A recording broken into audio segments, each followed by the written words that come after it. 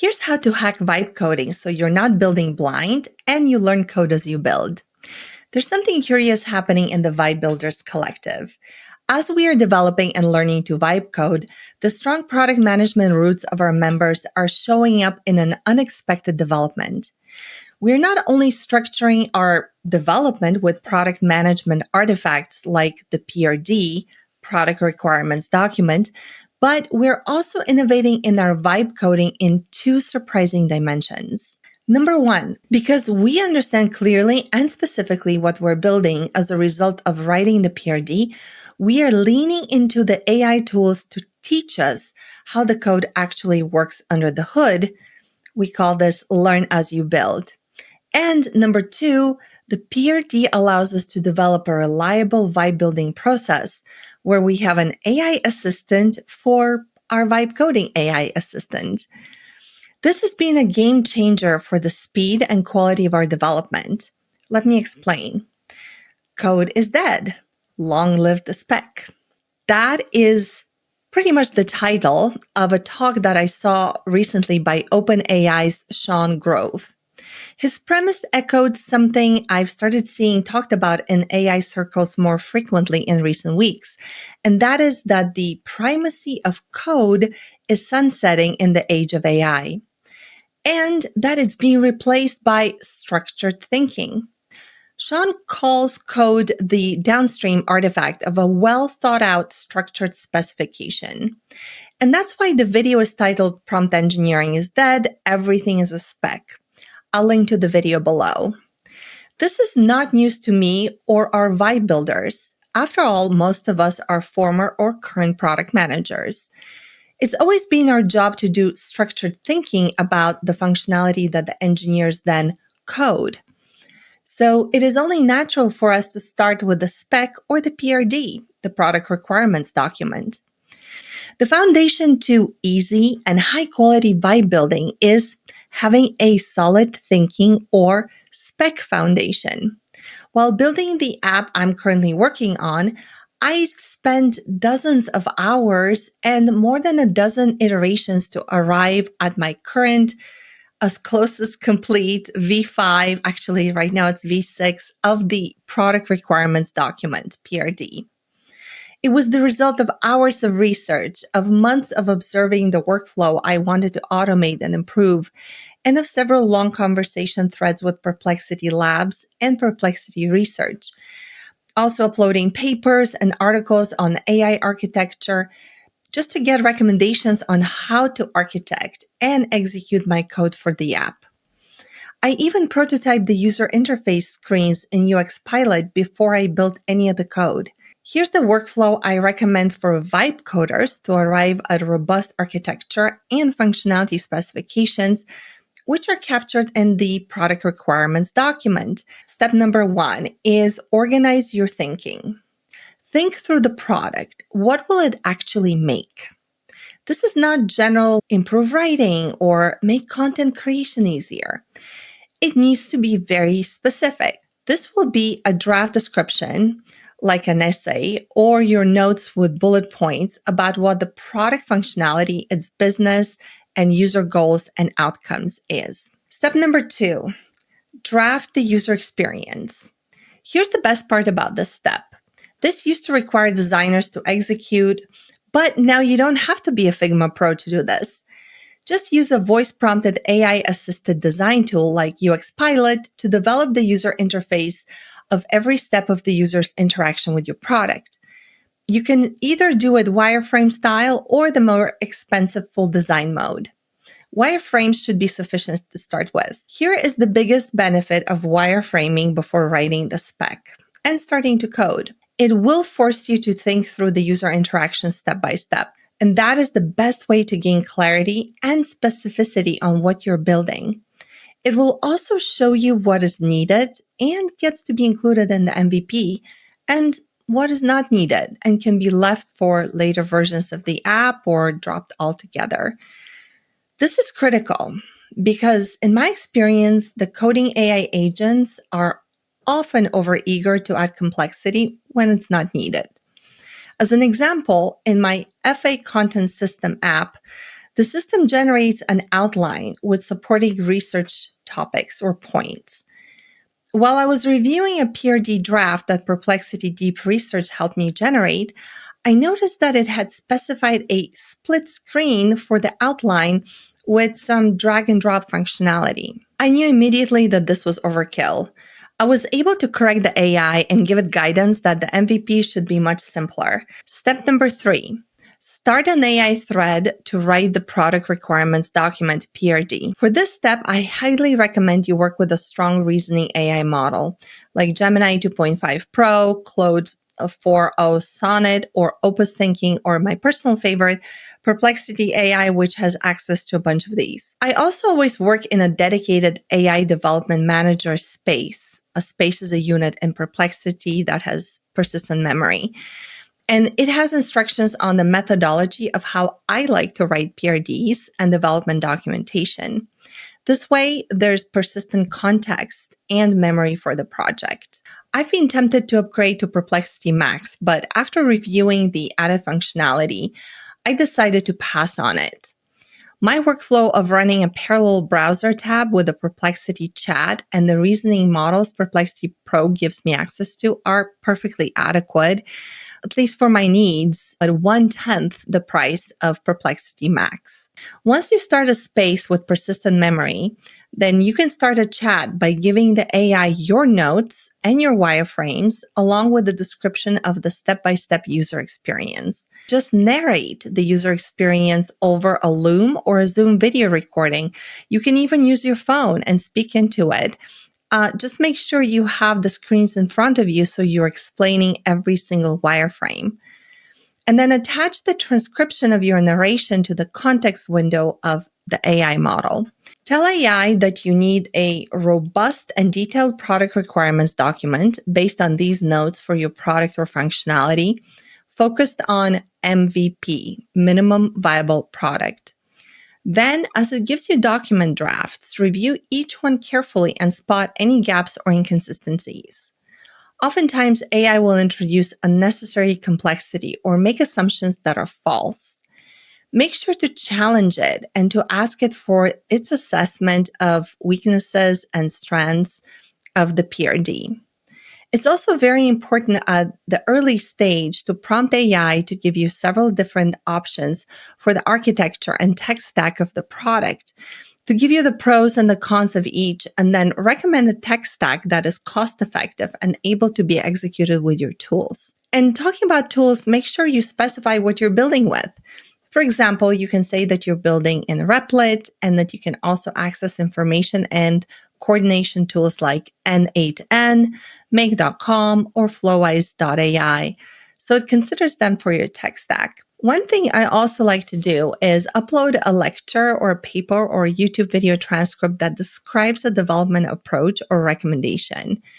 I've done that for evals, for flow states and Flowise, and for using RAG versus prompting LLMs directly.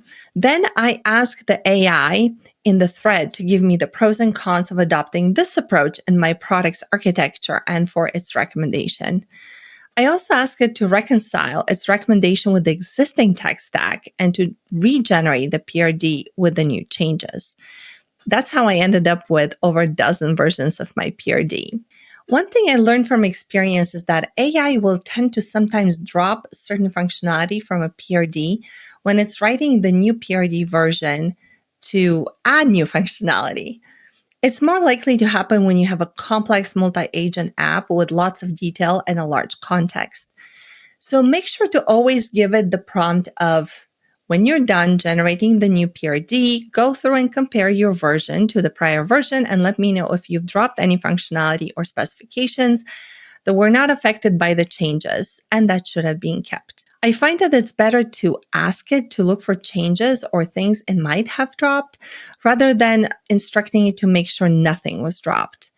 This way you have a chance of spot checking the difference in the two versions and catching anything that may have been dropped without trusting the AI blindly. Step number 4, generate the day-by-day development plan and the daily development plan. This is where the code really becomes a downstream artifact. Your daily development plan will contain precise prompting instructions for your AI assistant that start with execute mode in square brackets. And now it's just honestly a matter of copying and pasting prompts into the Repl.it Assistant or following the instructions to build out the nodes in N8N or Flowise AI. The phase when I'm copying and pasting prompts into Repl.it Assistant is where I had my next aha moment. The benefit of using Assistant versus a Repl.it Agent is that Repl.it Agent is like a black box. It makes a lot of assumptions and builds them before double checking with you. So forcing Repl.it Assistant to work on one task at a time, derived from a PRD reference, keeps the eager beaver AI assistant on rails. And it also does one more thing. It forces Repl.it to show you exactly what it's doing every step of the way. Here's the prompt contained in my development document for Repl.it Assistant. As you see, it starts with execute mode, and it follows up with the task that comes from that breakdown document. Now, I understand what it's trying to do. It's telling a Repl.it Assistant to add columns to the table that tracks the usage of LLM tokens for each user of my app, since I introduced the functionality that requires the system to retrain the voice personalization profile of each user with every voice note file they upload. So AI figured out that the new requirement needed usage tracking. So now it's instructing Repl.it Assistant to put that in. But I did not know the code commands or how it was going to get executed in the code. And that's where Repl.it Assistant provides much more opportunity for learning because it actually shows you in detail what it will do before it does it. So all of this is code that I can read through. And even if I don't understand how to write it, I'm starting to learn by osmosis. So here, Repl.it Assistant is showing me that we did an Alembic migration, which already contained the requested columns. Now, before I started developing this app, I didn't know what Alembic was, but it was recommended to me by AI as part of my app's tech stack. And a 5-second Perplexity search later, I learned that Alembic is a lightweight database migration tool for Python. It is designed to work with the SQL Alchemy database toolkit to manage changes to a relational database structure over time. Boom. I understand SQL, and I also understand the concept of databases, tables, and columns. I also understand that Python is the foundational code that runs software. Now I understand that there's a way to manage changes in my Python database called Alembic. Great. It's also showing me that it proposes to run a SQL command to check that the database is in sync with the migration. I now recognize the shell symbol on the side of the command, and even though I cannot write the command myself, I am forcing myself to read it so that I start getting used to the syntax of these SQL commands. This process of learning by osmosis and by reading or watching over AI's shoulder as it's executing the development reminds me very much of learning foreign languages. I speak 5, Spanish and German. I learned as a young adult, but I didn't become fluent in them until I lived in Mexico and Germany. And I was hearing and reading the new language every single day. At first, the phrases and words didn't make much sense. Gradually, I started being able to read and understand them, but I couldn't speak or write the language. This feels exactly the same learning to VibeCode. With Repl.it Assistant being my language partner and translator, and Perplexity being the translator evaluator or interactive dictionary on a meta level. Once in a while, Repl.it Assistant will return an error when trying to execute a command that I give it. I promptly screenshot this and turn it over to my Perplexity tab where I type in the following and make sure the conversation is loaded with my PRD, my daily development plan, and the screenshot as a reference. So I say, okay, the first 3 things worked well, but the 4th instruction returned this error. See the screenshot. What should I do to correct the error? I like selecting Gemini 2.5 Pro as the reasoning model for these conversations. Seconds later, Perplexity has identified the issue behind the error and given me a new prompt for Repl.it Assistant to correct it and continue development. Now, here's an example of an incorrect statement by Repl.it Assistant that was caught by Perplexity when I asked it to review the error message that came back from the shell command. Notice that Repl.it Assistant said that the table is now fully compliant, but it also threw an error for the shell command. This didn't make sense to me, so I fed the screenshot of the error to my Perplexity coach, of course with all the PRD context, and said, "Can you review the response by Repl.it Assistant in the attached screenshot?" Perplexity analyzed the error through the screenshot and was able to determine that Repl.it Assistant had incorrectly stated that the table was compliant. And here's my favorite part. Perplexity actually said that Repl.it Agent was confused. I love it when one AI politely calls out another AI.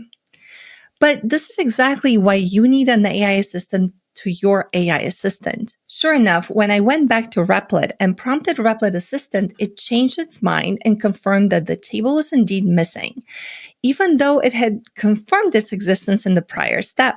All right, the double AI assistant system works much better for debugging and catching errors. Without Perplexity, I would have trusted Repl.it Assistant blindly, which would have created bugs and problems downstream. Now, if you've read or listened or watched this far and this resonates, you might enjoy joining our Vibe Builders Collective. We currently have just over 30 professionals in there. The vast majority of us are current or former product managers, but there are also a few engineering managers and data scientists and a few non-technical people.